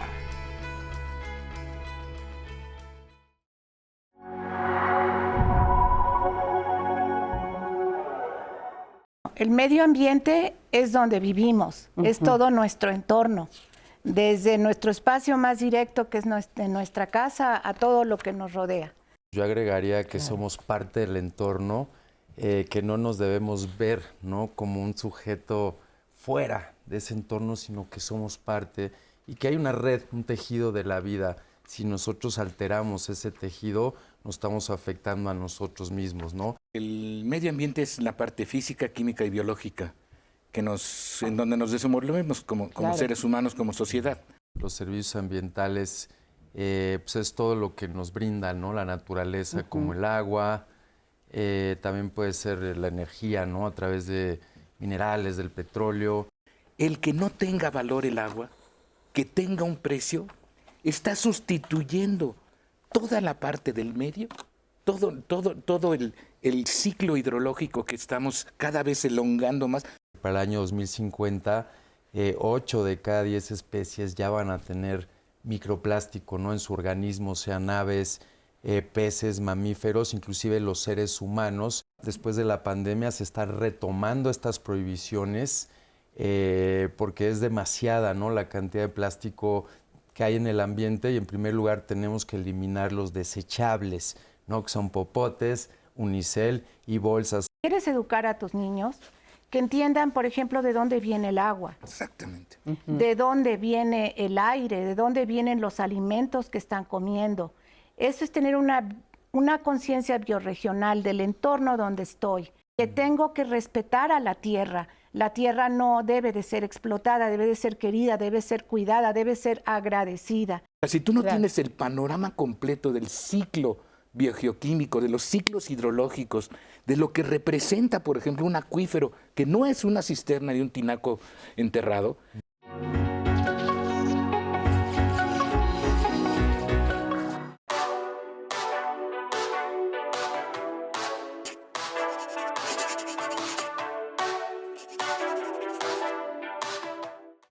Muy buenos días.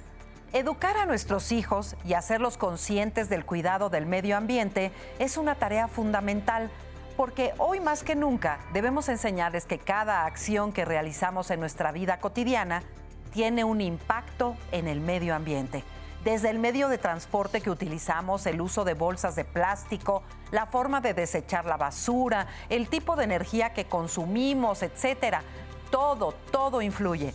Por ello debemos fomentar como familia y como sociedad en su conjunto los valores ambientales, el aprecio, el respeto a la naturaleza y a su entorno, a cuidar y a valorar el planeta como a la vida misma. El deterioro que le hemos causado a nuestro planeta ya es alarmante. El cuidado del ambiente es más sencillo de lo que parece. Acciones pequeñas de cada uno de nosotros pueden hacer una gran diferencia. Es cuestión de ir cambiando nuestros hábitos de consumo. Por ello, si les enseñamos a nuestros hijos a cuidar el planeta desde pequeños, crecerán haciéndolo de una forma muy natural. Recuerda que la responsabilidad del mundo que les vamos a dejar es nuestra. Cuidemos y respetemos la naturaleza. Nos vemos la próxima semana. Gracias a Maris Escribano por darnos todos estos consejos para ayudarnos a profundizar en el tema. Y por supuesto, su participación es muy importante. Gracias por seguir generando una plática al respecto. Tengo ya varias preguntas igual para ustedes, nuestros panelistas. Verónica Santos pregunta, ¿por qué se dice que reduciendo el consumo de carne cuidamos el medio ambiente? ¿Alguno sabrá? Pues sí, claro, el ganado bovino es una de las principales emisores de gases de efecto invernadero. El metano, ¿no?, que generan las vacas es pues muy grande. Y bueno, por otro lado también una de las principales causas de deforestación en nuestro país es para abrirle paso, ¿no?, al ganado bovino. Mucha gente nos hemos vuelto vegetarianos, o de vez en cuando, ¿no?, comer carne, justamente por esto, ¿no? Porque es tan grande el impacto de las vacas, ¿no?, de nuestro consumo de vacas, que es de los principales, ¿no?, pues precursores, ¿no?, del cambio climático. Entonces tenemos que moderarnos en nuestro consumo de carne si queremos que no se afecte tanto el clima en la tierra, si queremos que no exista tanta deforestación. No hay muchas alternativas de proteínas. Claro. No estoy hablando que seamos tan radicales, pero sí se puede bajarle de una forma pues importante, ¿no?, al consumo de carne, y esto ayudaría enormemente a reducir el cambio climático. Cuando decimos carne, ¿nos referimos a carne roja o el pollo, pues por ejemplo? Todas, también ¿no? Porque si bien es cierto que el ganado bovino tiene este impacto, también hay un impacto, por ejemplo, en la producción de cerdos. Okay. Lo podemos ver en la península de Yucatán, ¿no?, como miles y miles de cerdos generan este estiércol, y luego este estiércol lo arrojan al ambiente y genera un impacto fuerte, ¿no?, que llega hasta el acuífero, llega a los cenotes, y también en los pollos, ¿no?, también generan pues afectaciones, ¿no?, al ambiente, pero la más grande es obviamente la del ganado bovino, y no solamente por el impacto al ambiente, sino por el respeto a los animales, ¿no?, la forma en cómo son tratados estos animales, o la industrialización de los animales es realmente triste. Inhumana. Es una cuestión de bioética. Sí.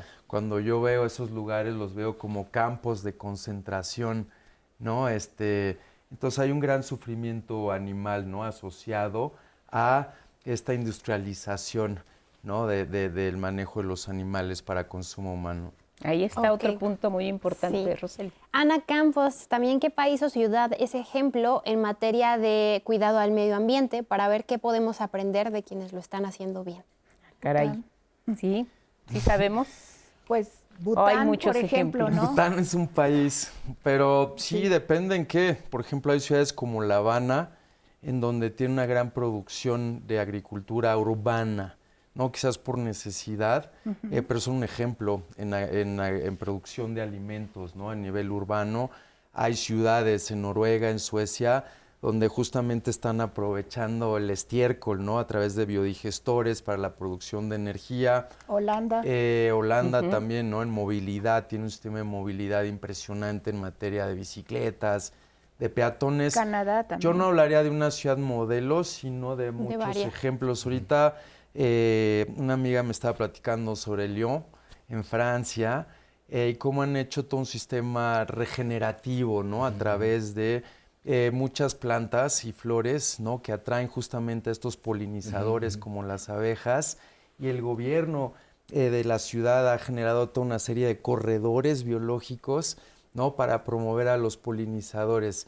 Creo que si aprendemos, ¿no? De cada ciudad, lo mejor de cada ciudad, y lo aplicamos en nuestra casa, en nuestra propia asentamiento humano, pues podríamos lograr varias cosas. Vancouver también tiene... Manejo de residuos impresionante. Se paran en 23 fracciones. Aquí no. Tú vas a los centros comerciales, al food court, y hay videos diciéndote qué va, en qué categoría, ¿no? Y ahí, por ejemplo, los orgánicos, que es muy interesante, puedes echar los chops, los palillos de la comida china, cosas de papel, en fin, es mucho más grande la posibilidad de orgánicos que puedes poner. Pero Vancouver es increíble, pasa un carro de composta también a recoger todos los orgánicos. Yo estuve en Israel en colaboración con ellos, con lo que sería la Comisión Nacional del Agua de ellos. Trabajamos juntos un par de cosas y es impresionante el cuidado y la estrategia que han formulado para esto de la seguridad hídrica. O sea, las bombas que bombean el agua hacia las ciudades están bajo tierra para evitar que les manden misiles ahí. Entonces, esto que hacen ya con la desalinización, que es una realidad y que ya están exportando ahora, ya se acabaron el consumo que tienen ellos ahí y ya están exportando para todo el mundo cómo desalinizar el agua. Así es. Esa es la cuestión, la calidad del agua es impresionante, hicimos algunas comparaciones. Sí, y recientemente también hubo un convenio entre ambos gobiernos para ver el tema de la cuestión del tratamiento de agua de las presas, sí, que también es muy importante. Conozco inclusive al director todavía de ahí, no sé si ya lo quitaron o no, pero él son expertos, miden. Nosotros coincidimos con ellos cuando hicimos el trabajo de monitoreo en calidad del agua en tiempo real, y ellos tenían un sistema de calidad. Ellos vinieron a aprender una parte de nosotros y nosotros aprendimos de ellos. Y es medir, como decías, Lupita, medir para cuidar. Claro. ¿Qué voy a cuidar si no sé qué es el problema y de qué tamaño está? Y nos preguntan en cabina si el agua queda potable con el tratamiento que le dan. Sí, la tienen que mirar, la llevan a tal grado de pureza que hay que regresarle minerales porque le quitan todo. Ah, qué bárbaro. La tienen que mineralizar para que no le haga daño a la gente. Sí, no, pues ahí es impresionante. Sí, hay ejemplos de lo que se puede hacer. También seguimos hablando de alimentos, recordando que hablaron sobre productos transgénicos. Marco decía, me gustaría consumir solo productos orgánicos, pero son muy caros. Entonces él también preguntaba, pues, ¿qué puedo hacer para aportar mi granito de arena? Claro. Lo que puedas, crécelo en tu casa. Los jitomates, ¿no? Los jitomates, los frijoles, las cebollas. Justo cultivar, Rodolfo quiere saber si se puede cultivar sin utilizar abonos químicos o fertilizantes. Sí, claro, tus residuos orgánicos los puedes convertir en composta. Es nada más darle el manejo adecuado, y la composta y la lombricomposta son los mejores fertilizantes que existen. Sí. Hicimos un programa muy interesante con el huerto Tlatelolco, huerto Roma Verde. Un compañero hizo un compostero, ¿no? Que para lombrices, y justamente es para pequeños espacios, para departamentos, en donde con un bidón, ¿no? De 20 litros se partió a la mitad, se le puso una reja y abajo se ponen a las lombrices, abajo de la reja, y uno va arrojando ahí sus residuos orgánicos, ¿no? Los residuos que salen de la cocina. Y en 3 días las lombrices se comen pues su peso, ¿no? Sí.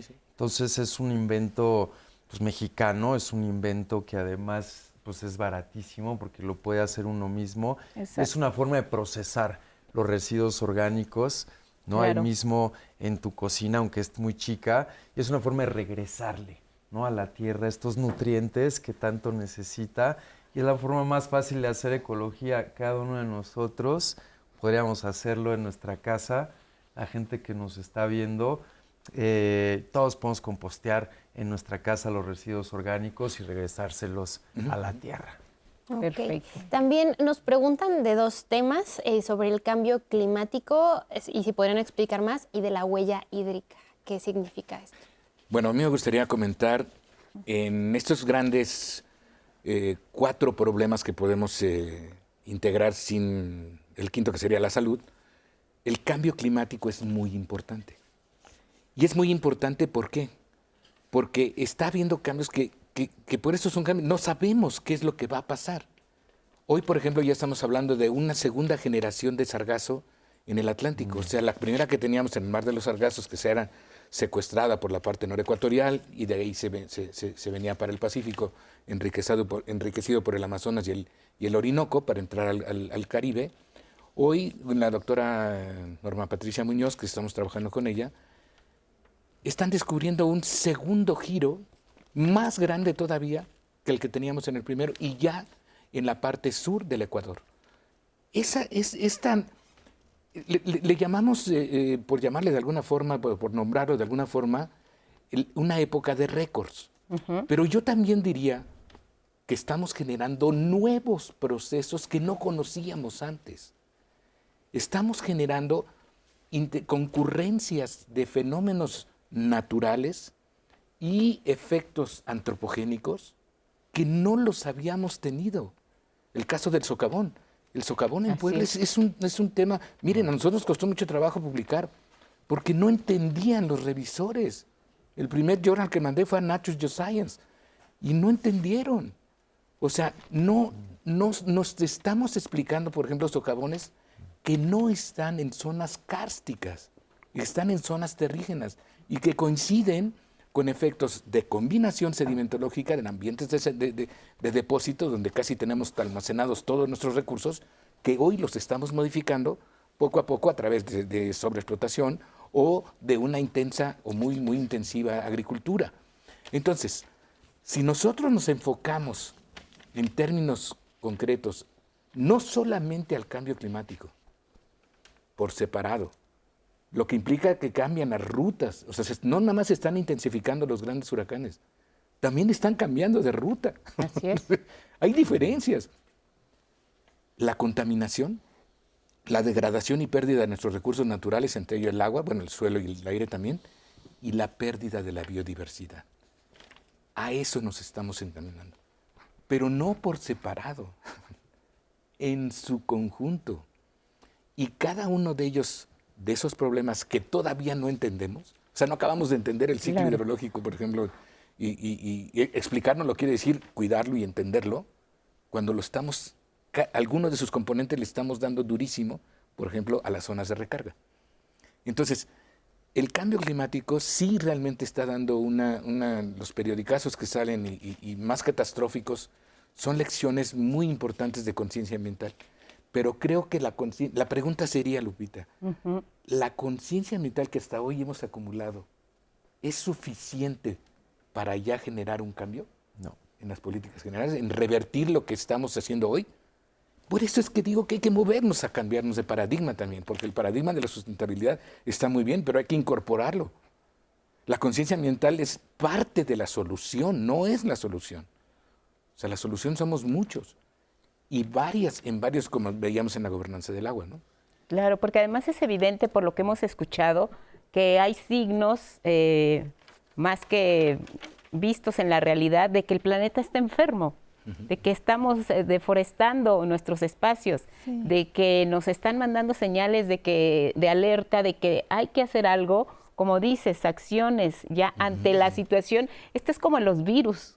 Constantemente están mutando y están apareciendo nuevas formas y nuevas señales que nos están poniendo y abriendo los ojos ante la realidad de lo que estamos viviendo. O sea, el tema llevado y traído en foros internacionales es el cambio climático, las acciones, reducir los gases de efecto invernadero. Pero aquí estamos hablando a nivel comunidad, a nivel individual, a nivel sociedad, lo que nosotros podamos hacer, porque pues cada quien estará haciendo su parte, la parte que le corresponda. ¿Cómo podemos volver a mirar el tema ambiental como una prioridad en lo que es nuestro entorno inmediato, nuestra familia, nuestro espacio, nuestra comunidad, el vecindario? ¿Cómo hacerlo nuevamente una prioridad? Pues mira, yo espero que no se tenga que morir el niño para tapar el pozo, porque generalmente eso es lo que sucede. Claro. Pero sí necesitamos un Estado más fuerte, porque al final el Estado pues puede tomar esa precaución, el Estado puede ver un poco más a futuro y regular, ¿no?, los bienes comunes. Entonces creo que necesitamos un Estado más fuerte en donde en primer lugar pueda también implementar una responsabilidad extendida, ¿no?, del productor y del consumidor. Es decir, si yo empresa en mi forma de producir estoy generando muchas emisiones al ambiente o muchos envases pues que son difíciles de reciclar, pues tengo que asumir una responsabilidad. Y muchos países están yendo hacia allá, que las empresas que más contaminen, pues más paguen, ¿no?, para justamente reducir esta contaminación. Ya no solamente se trata de generar empleos y aumentar el PIB, sino también cómo generamos abundancia de una forma que no destruya nuestros recursos naturales para poder seguir generando esa abundancia. Si nosotros deforestamos toda la montaña para producir carbón, para producir madera, nuestros hijos ya no van a tener esa montaña, ¿no?, ese bosque. Entonces tenemos que tener un Estado más fuerte que obligue a que si la gente va a deforestar, a cortar esos árboles, plante otra vez para que podamos seguir teniendo ese bienestar de forma permanente, ser más inteligentes, ¿no? Pero solo se puede lograr pues, orquestando los bienes comunes. Lo que podemos hacer, ahora que estamos hablando mucho de las vacaciones, como les decía, visitamos diferentes lugares. ¿Qué recomendaciones podemos hacerle a la gente al respecto? Bueno, Noel. Para empezar, el sitio que se escoja, yo recomendaría que sea un sitio que sea educativo, ilumine, como el que tú mencionabas, ¿no? Ir a buscar o cenotes o ríos subterráneos, o sea, que los niños conozcan cosas importantes de la Tierra, del planeta, ecoturismo. Eso, para empezar, es muy importante. No solamente el lugar con la alberca y los juegos, o sea, vemos cómo son en Semana Santa los hoteles. Más lindo sería que fuera una vacación educativa y que de antemano pienses, bueno, voy a llevar cantimploras para que lleven su agua en cantimploras y no tengamos que estar comprando refrescos. Ya lo había mencionado antes, también llevar canastas o bolsas de palma. Pensar de antemano de qué forma vamos a impactar menos con nuestra presencia en algún espacio y señalarle a los niños lo que está mal y señalarles lo que está bien. O sea, que sea un lugar, una experiencia, la vacación, para que los niños sean más inteligentes y sean más conscientes que el mundo de mañana va a ser el mundo de ellos. Pedro, ¿cómo cierras el programa? Bueno, yo insisto, turismo extremo, cavernas.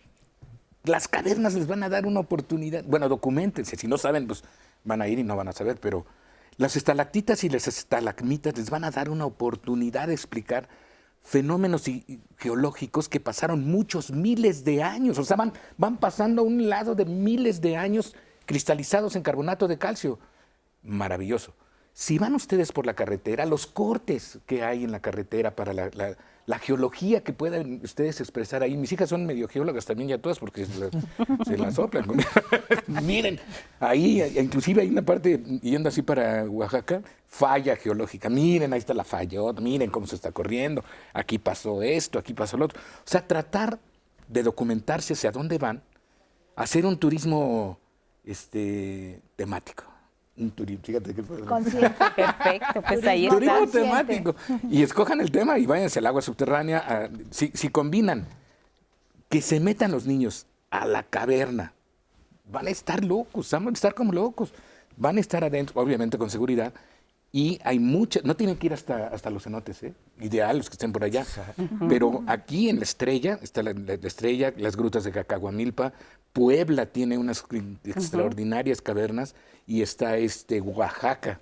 Oaxaca tiene una combinación extraordinaria, desafortunadamente no me acuerdo, acabo de ir y no me acuerdo cómo se llama, el nombre es muy complicado, pero tiene caverna, tiene cabañas, te puedes quedar ahí, hay un manantial, y está el río, y está el bosque, y está padrísimo. Perfecto, muchas gracias, Pedro. Arnold, te Pues, toca cerrar en el último Yo minuto. quedaría, pues sí, escuchando a los pueblos originarios, a los pueblos indígenas. Ellos han vivido en este planeta, en sus regiones por miles de años y han sabido cuidar al ambiente y siguen ahí. Entonces, escucharlos, qué tienen que decir los pueblos originarios, los pueblos indígenas. Y rapidísimo, yo acabo de ir a las Islas Marías. Es un nuevo destino ecoturístico que tiene una capacidad de carga, los primeros en el país, muy recomendable, las Islas Marías en el Pacífico de Nayarit. Muy bien, pues les queremos agradecer a los tres. Gracias. Roseli, Un muchas gusto estar gracias. aquí. Por supuesto, al público recordarle que el programa se queda guardado en nuestras redes sociales, también información de nuestros especialistas. El día de mañana soy narcisista y pues bueno, que sigan disfrutando sus vacaciones. Claro, y si van a viajar, ya lo saben, hay que cuidar y respetar el medio ambiente, y si nos vamos a tomar la foto en un lugar de los que nos han recomendado, que por lo menos sepamos de qué se trata, porque pues quizá después con el paso de los años ese lugar ya no exista, que puede ser un riesgo. Cuidemos el medio ambiente. Gracias.